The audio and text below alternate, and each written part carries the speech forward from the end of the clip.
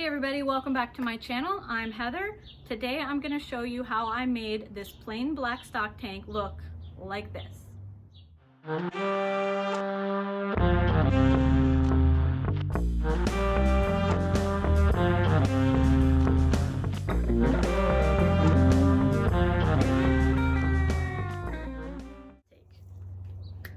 So I just wanted to real quick touch on this gash on my face here in case anybody is wondering.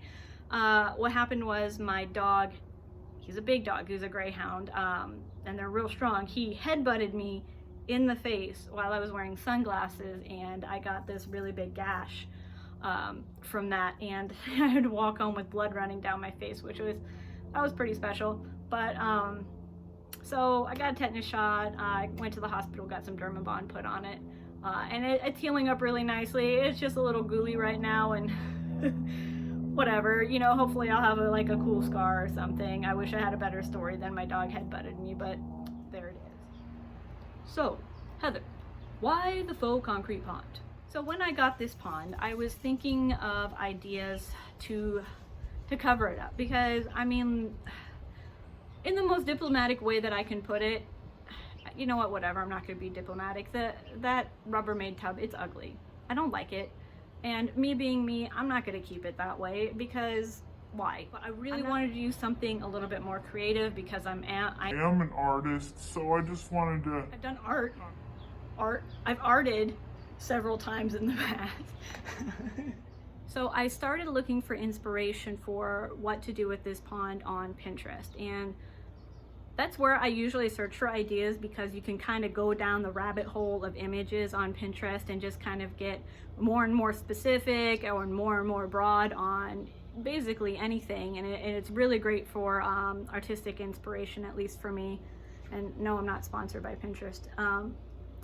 First I had started looking for wood boxes for ponds, and then somehow came across some concrete planters, and then I started thinking, well, maybe I could do like a hypertufa casing for it, but that would have ended up being too heavy and too much mixing concrete that I didn't want to do, and it didn't allow me to be as creative with this as I really wanted to be. So I thought, well, maybe I could just make it look like something like that. So I started looking up faux concrete finishes, and started looking at actual concrete planters and ponds and stuff like that. And I came across some stone planters from Bali that had like lotus designs carved into them, which I thought was really cool, and I wanted to do kind of an Asian theme. But it didn't really work out that way. I did put a lotus on it, which I think is really cool, but once it started getting going, my friend mentioned that it looked more like it belonged in New Orleans, which I didn't really think of, and that was actually pretty cool, because I'm from Louisiana and I love that whole New Orleans courtyard look. So I just decided to go with that. I do still have the lotus on it, but kind of started looking more at New Orleans like courtyard ponds, and I really like that destroyed look, the patina of something that's been there for a really long time.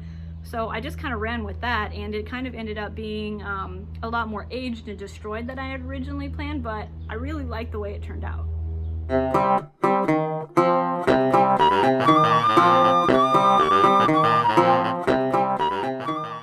So before I get started, I'm going to show you the materials that I used, and then as we go along in the video, I'm going to show you how I used each one.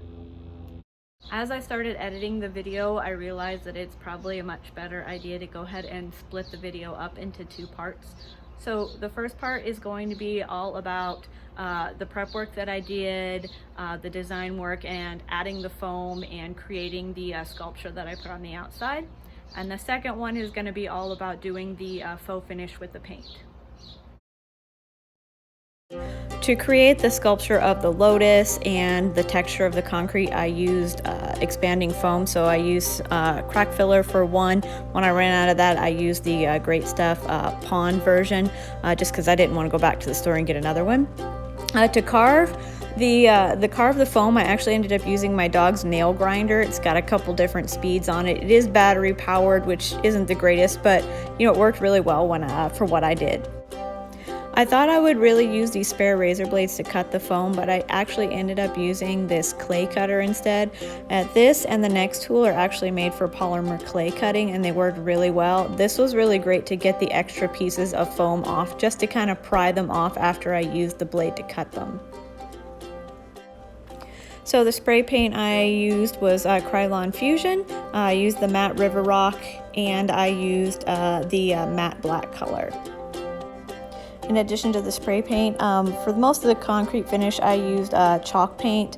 I used chalkboard black and this tintable chalkboard medium, which is white, but I ended up using this craft paint white instead, and I'll explain that later. I also used a couple of old paintbrushes that I had, and a little bit of small brushes for some detail work, like with the black and the white. But mostly, instead of the paintbrushes, I ended up using that sponge. And to draw the outline, which I'll show you in just a minute, of the lotus, was just a plain marker. And I used this color, I think it's Island Green, for some of the patina. So, buckle up people, it's about to get crafty in here. So I started with making a rough sketch of the design that I wanted to put on the tub. So I just kept that on the side for a visual reference for when I drew my design on the tub. Alright, so I'm just going to start by drawing my design right on the tub with my marker. I'm going to go ahead and just freehand this. I just use an old paint marker I had lying around, but any marker will work for you as long as it will mark on the container that you have.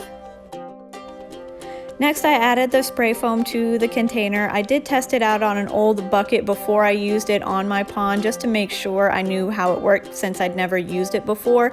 And I used the bucket lid as kind of a palette.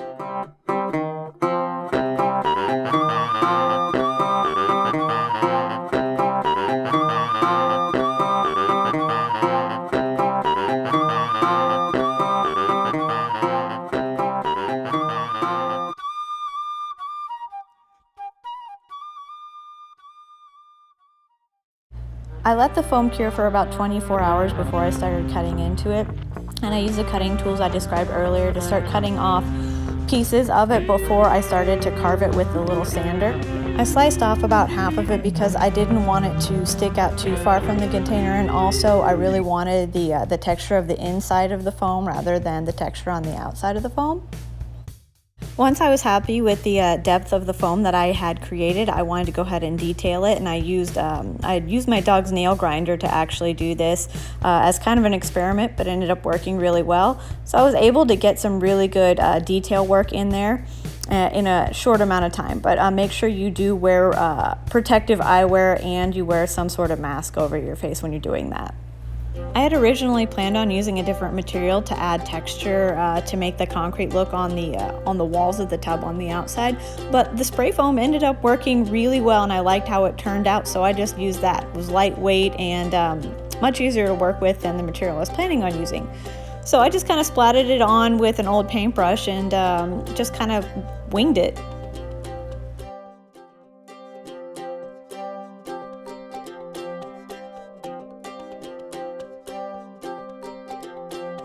I kind of ran out of foam halfway through this, so I just decided to use the black pond foam I had reserved for another project just to finish this up. Since it's the back, I didn't need it to be too detailed anyway. I waited another 24 hours for the new foam to go ahead and dry on this thing, and it looks really good. I'm really impressed. I've never actually used spray foam before, and it came out pretty darn awesome, if I do say so myself. So after I let that dry, it was actually super dusty from all the spray paint and from all the fine particles of the foam flying around. So I had to go ahead and make sure I washed all that off, just so when I painted it, or when I do paint it, the paint will actually stick better.